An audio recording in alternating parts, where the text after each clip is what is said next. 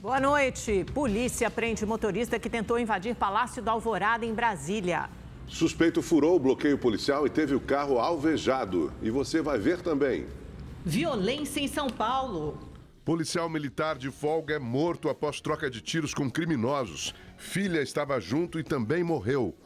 A luta contra a dengue no país. Minas Gerais promove Dia D de combate ao mosquito Aedes aegypti. Mais de 500 cidades participaram da ação. Caçada a fugitivos em Mossoró chega ao 10º dia. Polícia Federal oferece recompensa de até R$30 mil por informações que levem aos criminosos. Mais de 500 cidades de Minas Gerais participaram hoje do Dia D de combate à dengue. Com quase 100 mil diagnósticos da doença confirmados, o estado registra o maior pico de casos da história.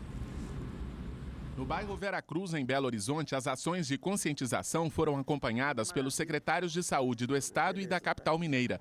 Eles visitaram imóveis junto com os agentes de combate a endemias. Infelizmente, nós temos um pouco de água parada, tá vendo? Dona Elza ficou surpresa quando viu que tinha água parada e um mosquito no reservatório, na parte de trás da geladeira. Não esperava. Por quê? Esquece, né? A gente esquece. Na casa da dona Efigênia, o alerta veio da calha. Nós temos um pouquinho de água parada, tá vendo?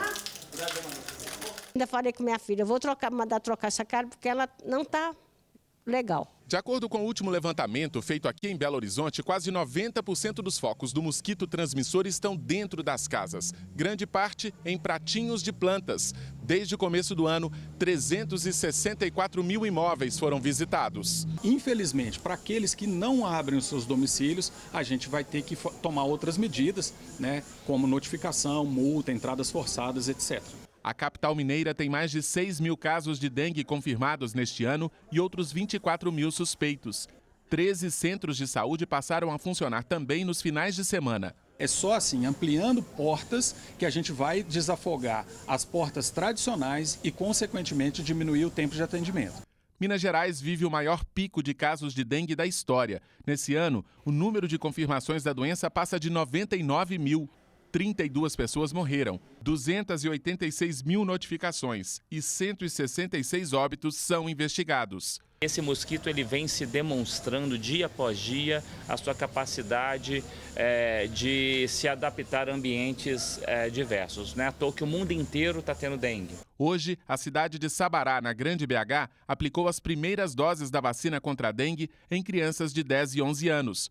Outros 21 municípios de Minas também receberam os imunizantes. O fenômeno conhecido como maré vermelha foi registrado em praias do Recife. Preocupados com os riscos de intoxicação, banhistas têm evitado o mar na capital pernambucana.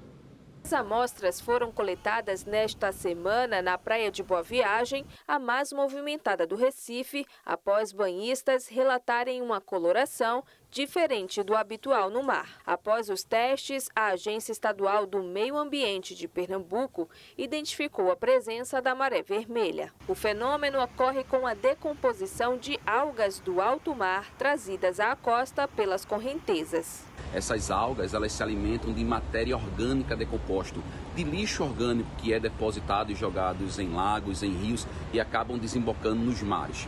Essas microalgas, elas liberam algumas toxinas que são nocivas ao ser humano. Contudo, essas toxinas são na cor vermelha, podendo ter outras colorações. Foi o que aconteceu agora, nessa semana, na Praia de Boa Viagem.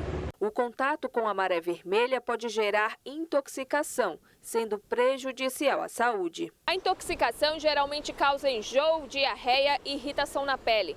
Em alguns casos, problemas circulatórios e respiratórios também podem aparecer. A orientação é buscar atendimento médico e evitar áreas de ocorrência de maré vermelha. A Agência Estadual do Meio Ambiente de Pernambuco afirma, no entanto, que não há motivo para pânico. Ela potencialmente pode produzir toxinas, sim, se bem que até o momento não houve nenhum reporte de sintoma ou dor diferente no local onde ocorreu.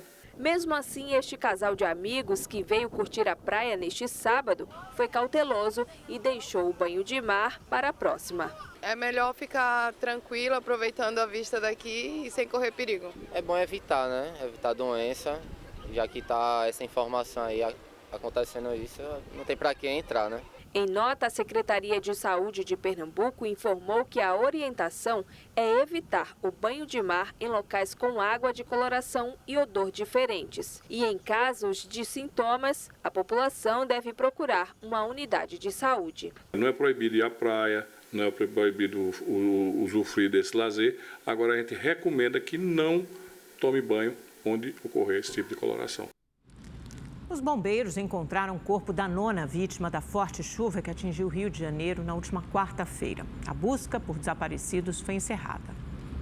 Após 2 dias de buscas, os bombeiros encontraram o corpo de Juliana Adão, de apenas 6 anos, que estava desaparecida depois da forte chuva que atingiu o município de Mendes, no sul do estado, na última quarta-feira. A casa onde a menina morava foi atingida por um deslizamento de terra. Ao todo, 9 pessoas morreram no estado por causa das chuvas. Em Barra do Piraí, uma encosta cedeu e atingiu uma casa, matando 4 pessoas da mesma família. Na Baixada Fluminense, entre as vítimas do temporal, estava o menino Caleb Jefferson Veloso Costa, de 2 anos. Ele foi retirado dos escombros da casa em que morava por vizinhos, mas não resistiu. O corpo do menino foi enterrado na tarde de hoje em Japeri. Mais de 450 pessoas ficaram desalojadas na região. Em São Luís do Paraitinga, no interior de São Paulo, o rio transbordou após atingir mais de 5 metros acima do nível médio. A água inundou ruas e cerca de 150 casas foram atingidas. Segundo a Defesa Civil, 18 pessoas precisaram ficar em um abrigo da prefeitura.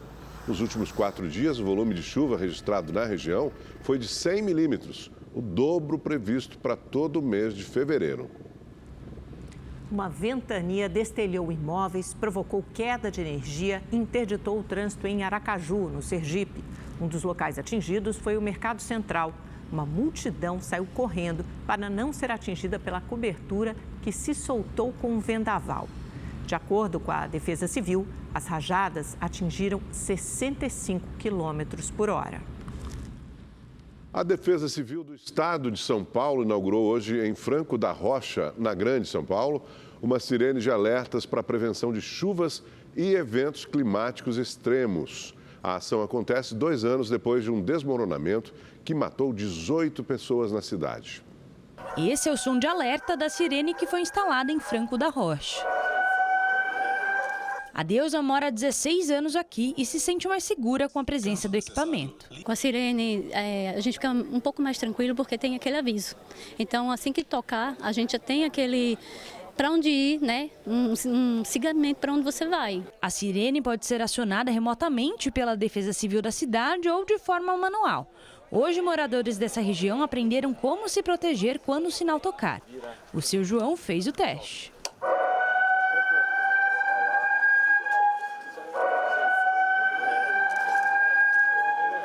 A sirene pode ser ouvida por toda a encosta aqui do bairro Jardim dos Reis. Esse morro aqui atrás fica muito próximo do local onde aconteceu a tragédia em 2022. O risco de deslizamento aqui também é bastante alto.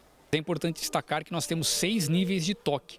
Nós temos o toque ele é gradual. No primeiro toque a gente avisa que tem chuva prevista para o bairro. Depois a gente avisa que é importante eles ficarem atentos porque a chuva está realmente caindo com intensidade. E por último, a gente fala, olha, realmente já chegamos no nível crítico. Saiam de suas casas e vão para o ponto de encontro. Em 30 de janeiro de 2022, 18 pessoas morreram e 500 ficaram desabrigadas após um deslizamento de terra atingir 12 casas em Franco da Rocha. Do alto, o cenário era desolador. O Francisco ajudou a resgatar muitas vítimas dos escombros. Quando eu cheguei aqui, o local estava cheio de terra, muita gente gritando, o pessoal não sabia o que fazer, desesperado. O Ivonildo é morador do bairro há 20 anos e no dia do deslizamento perdeu 17 amigos. A tristeza não vai embora, mas a instalação da sirene é um alívio. Que nunca toca para ver um perigo, mas se tocar a gente tem que obedecer e sair fora. O governo do estado investiu 2,4 milhões de reais para instalar 3 equipamentos desse tipo. As outras sirenes estão no litoral paulista, no Guarujá e em São Sebastião. Um policial militar de folga foi morto durante uma troca de tiros com suspeitos em frente a uma farmácia na zona norte de São Paulo. A filha dele também morreu na ação.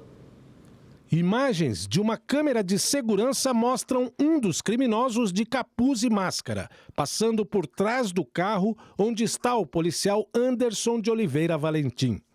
Em seguida, outros 2 encapuzados aparecem. Lentamente, eles andam pelo lado direito do veículo. Na sequência, o trio, que parecia estar indo para dentro da farmácia, faz um sinal com as mãos.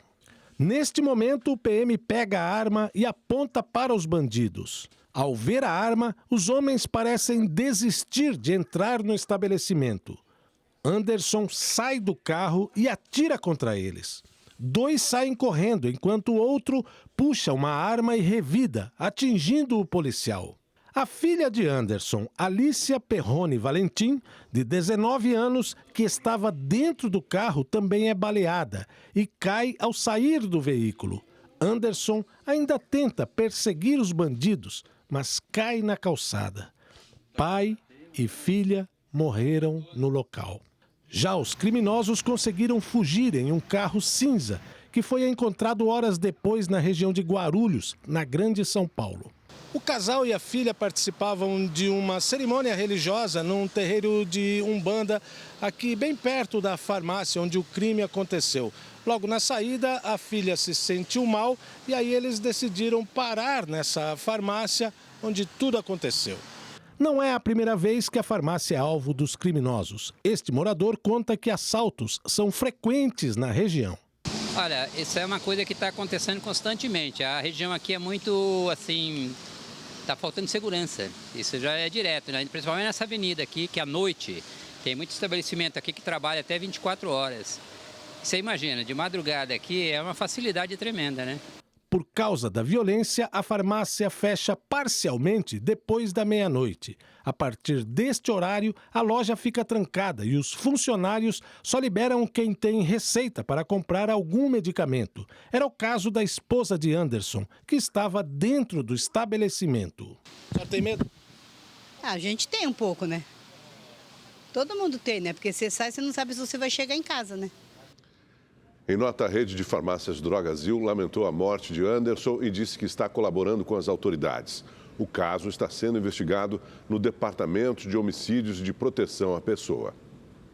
Cerca de 5 quilos de cocaína foram apreendidos em um cruzeiro atracado na Baía de Guanabara, no Rio de Janeiro. De acordo com a Polícia Federal, a droga pertencia a um passageiro da embarcação, que foi preso em flagrante. O homem havia saído de Ilhéus, na Bahia, onde uma comparsa já havia sido presa com 51 quilos de cocaína. A Polícia Civil do Rio prendeu um dos suspeitos da extorsão de R$1 milhão para que as obras do Parque Piedade, na zona norte do estado, fossem concluídas. José Roberto Muniz de Souza foi preso na casa da namorada na zona norte da cidade. Ele é apontado como o braço direito do traficante Jean do 18 e responsável por extorquir empreiteiras da região. A ficha criminal de José Roberto é extensa. Ele responde por organização criminosa, receptação qualificada, associação para o tráfico e tráfico de drogas. Agora também vai responder por extorsão no caso do Parque Piedade. A construtora que faz a obra do parque é uma das cobradas pelo grupo criminoso. Segundo os advogados da empresa, os bandidos exigiam R$1 milhão. José Roberto era o responsável por ir pessoalmente extorquir os funcionários. Ele atua em todas as modalidades de crimes praticados pela essa organização criminosa. E o que gerou a prisão bermo dele agora, o objeto do mandado de prisão, foi justamente a extorsão que ele praticou contra os engenheiros, né, os responsáveis pela obra. Jean Carlos Nascimento dos Santos é apontado como chefe do tráfico no Morro do 18, também na Zona Norte. Em janeiro deste ano, policiais da Draco pediram a prisão dele por ordenar as extorsões às empreiteiras. Ele está foragido. No início do ano, o prefeito Eduardo Paes formalizou uma denúncia na polícia sobre a extorsão de R$500 mil para que as obras no local continuassem. O Parque Piedade vai ocupar o terreno de 18 mil metros quadrados, que estava abandonado desde 2014, quando a Universidade Gama Filho faliu. Em novembro, os prédios do campus foram demolidos. No Rio Grande do Norte, a força-tarefa que busca pelos 2 fugitivos da Penitenciária Federal de Mossoró encontrou um esconderijo que estava sendo usado pelos criminosos. Segundo as investigações, eles teriam ficado no local até ontem. As forças de segurança acreditam que eles estavam recebendo ajuda. Hoje, a Polícia Federal anunciou uma recompensa de até R$30 mil para quem tiver informações que levem à recaptura de Rogério Mendonça e Deibson Nascimento. Quem tiver notícias pode ligar para o Disque Denúncia, no número 181. Os criminosos são integrantes da facção Comando Vermelho e estão foragidos há 10 dias. A Advocacia Geral da União vai investigar se redes de desinformação estariam divulgando notícias falsas sobre a exploração sexual de crianças na Ilha do Marajó.